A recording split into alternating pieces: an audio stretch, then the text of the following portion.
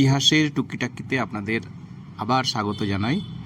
আজকে যে বিষয়টা নিয়ে বলবো সেটা হলো ঔপনিবেশিক আমলে বিজ্ঞান ও প্রযুক্তির উন্নতিতে ভারতের জাতীয়তাবাদী নেতৃবর্গ কী ভূমিকা নিয়েছিলেন। আমরা জানি যে ঊনবিংশ শতকের দ্বিতীয়ার্ধকে ভারতীয় জাতীয়তাবাদের উন্মেষের সূচনা লগ্ন হিসাবে চিহ্নিত করা হয়। যদিও জাতীয়তাবাদ এমন একটা বিষয় যাকে ওইভাবে সময়সীমা দিয়ে নির্ধারণ করা যায় না। এতদ সত্ত্বেও ব্রিটিশ বিরোধী জাতীয়তাবাদী আন্দোলনে যারা নেতৃত্ব দিয়েছিলেন তারা শুধুই যে ভারতের রাজনৈতিক স্বাধীনতা চেয়েছিলেন এমনটা নয়, পাশাপাশি ভারতীয় সভ্যতা যাতে বিজ্ঞান ও প্রযুক্তি ক্ষেত্রে অগ্রণী ভূমিকা নিতে পারে সেই বিষয়েও বেশ কয়েকজন জাতীয়তাবাদী নেতৃবর্গ গুরুত্বপূর্ণ ভূমিকা নিয়েছিলেন। স্বল্প পরিসরে সমস্ত বিষয় তুলে ধরা সম্ভব নয়, তবে বিশেষ কয়েকজন জাতীয়তাবাদী নেতার কথা উল্লেখ করতেই হয় যারা আধুনিক বিজ্ঞান ও প্রযুক্তির প্রসারে গুরুত্বপূর্ণ ভূমিকা নিয়েছিলেন।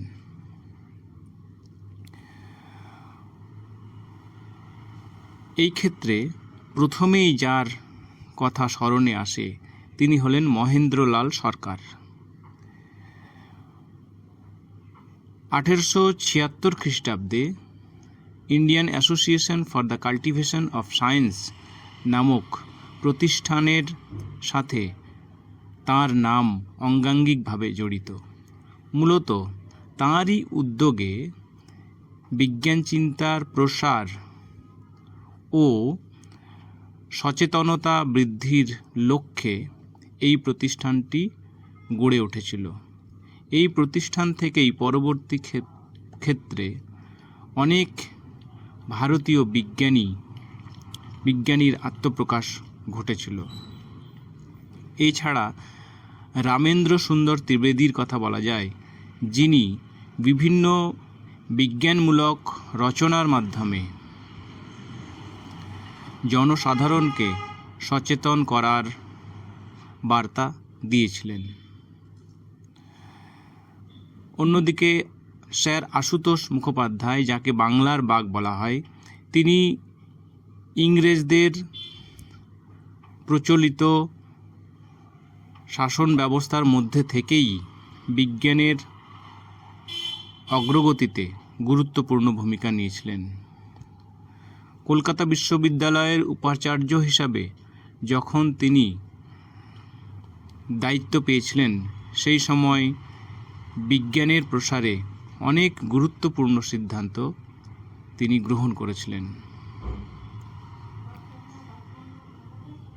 এছাড়া বাঙালি বিজ্ঞানী আচার্য প্রফুল্লচন্দ্র রায়ের নাম উল্লেখ করতেই হয়। বঙ্গভঙ্গ বিরোধী স্বদেশী আন্দোলনের সময় তিনি তাঁর প্রতিষ্ঠিত বেঙ্গল কেমিক্যাল এর মাধ্যমে বাংলা তথা ভারতে রসায়ন বিজ্ঞানের ব্যাপক অগ্রগতি ঘটানোর চেষ্টা করেছিলেন। তাঁর এই অগ্রগতির পশ্চাতেও ছিল ভারতীয় ঐতিহ্য এবং ভাবধারা। এছাড়া জগদীশচন্দ্র বোস, যিনি 1917 সালে বসু বিজ্ঞান মন্দির নির্মাণ করেছিলেন। এই বসু বিজ্ঞান মন্দির ছিল প্রকৃতপক্ষে বিজ্ঞানের একটি গুরুত্বপূর্ণ কেন্দ্র। বসু বিজ্ঞান মন্দির প্রতিষ্ঠার আগে থেকেই তিনি উদ্ভিদ বিজ্ঞান এবং পদার্থ বিজ্ঞানের বিভিন্ন শাখায় নানাবিধ আবিষ্কার করে তৎকালীন ভারতীয় সমাজকে বিস্মিত করেছিলেন। এছাড়াও রবীন্দ্রনাথ ঠাকুরের কথা বলা যায়, যিনি নিজেকে জাতীয়তাবাদী না বললেও ভারতের জাতীয়তাবাদী আন্দোলন তথা ব্রিটিশ বিরোধী স্বাধীনতা আন্দোলনে তাঁর ভূমিকাকে একেবারেই অস্বীকার করা যায় না। এই রবীন্দ্রনাথ ঠাকুর 1921 খ্রিস্টাব্দে বিশ্বভারতী বিশ্ববিদ্যালয় প্রতিষ্ঠা করেছিলেন, যাকে সাহায্য করেছিলেন স্যার আশুতোষ মুখোপাধ্যায়। এই ভারতী বিশ্ববিদ্যালয়ের মাধ্যমে রবীন্দ্রনাথ প্রকৃতপক্ষে প্রকৃতির সাথে তালমিল রেখে বিজ্ঞান ও প্রযুক্তির অগ্রগতির বার্তা দিয়েছিলেন। এই একই ধরনের বার্তা দিয়েছিলেন মহাত্মা গান্ধী। মহাত্মা গান্ধী তাঁর হিন্দ স্বরাজ এবং মাই এক্সপেরিমেন্ট উইথ ট্রুথ গ্রন্থে বারংবারই প্রকৃতির সাথে তালমিল রেখে বিজ্ঞান ও প্রযুক্তির অগ্রগতির বার্তা দিয়েছেন। মহাত্মা গান্ধী যে গ্রাম নির্ভর ভবিষ্যৎ ভারতের স্বপ্ন দেখেছিলেন, সেখানেও কিন্তু তাঁর বৈজ্ঞানিক অগ্রগতির ক্ষেত্রে প্রকৃতি ভাবনা লুক্কায়িত ছিল।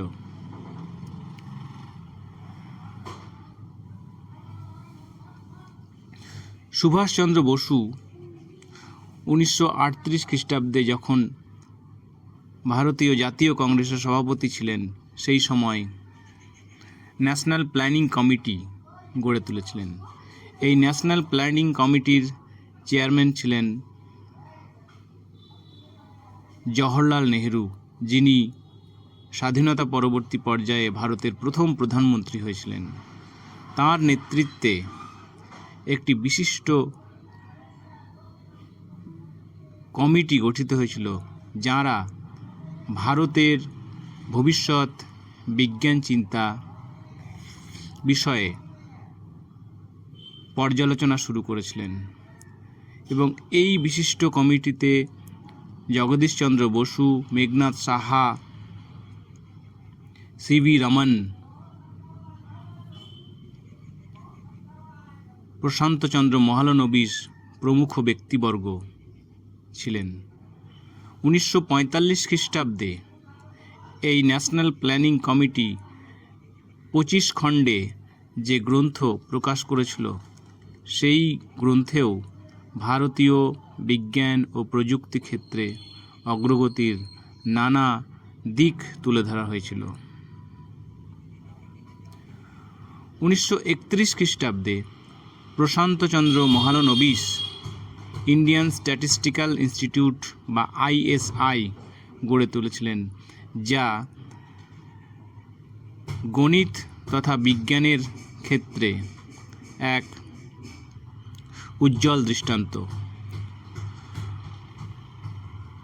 PC মহালনবিশ প্রকৃতপক্ষে সংখ্যাতত্ত্বের মাধ্যমে ভারতের বিজ্ঞান ও অর্থনৈতিক অগ্রগতির দিশা দেখাতে চেয়েছিলেন। সংখ্যা নামক পত্রিকার মাধ্যমে তিনি ভারতীয় কৃষি ও শিল্পের অগ্রগতির নানা বৈজ্ঞানিক দিক তুলে ধরার চেষ্টা করেছিলেন।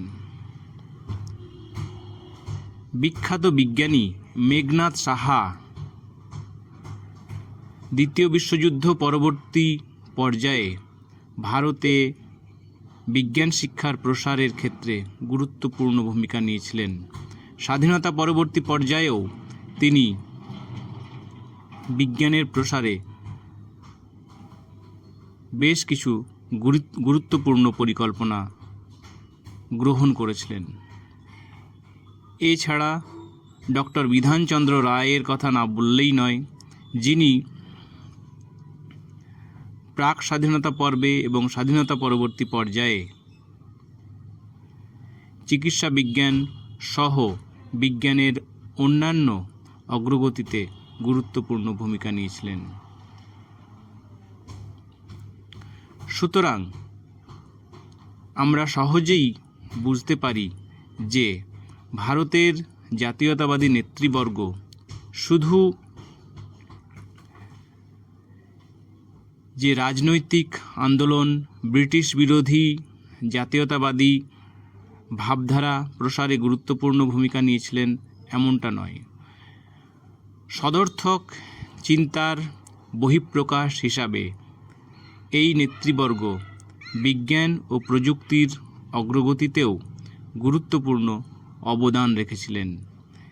এই জাতীয়তাবাদী নেতৃবর্গের বিজ্ঞান চিন্তার প্রসারের ফলেই স্বাধীনতা পরবর্তী পর্যায়ে তথাকথিত আধুনিক বিজ্ঞান ও প্রযুক্তির প্রসারে স্বাধীন দায়িত্বপ্রাপ্ত ভারত সরকার বেশ কিছু গুরুত্বপূর্ণ পদক্ষেপ গ্রহণ করতে পেরেছিল।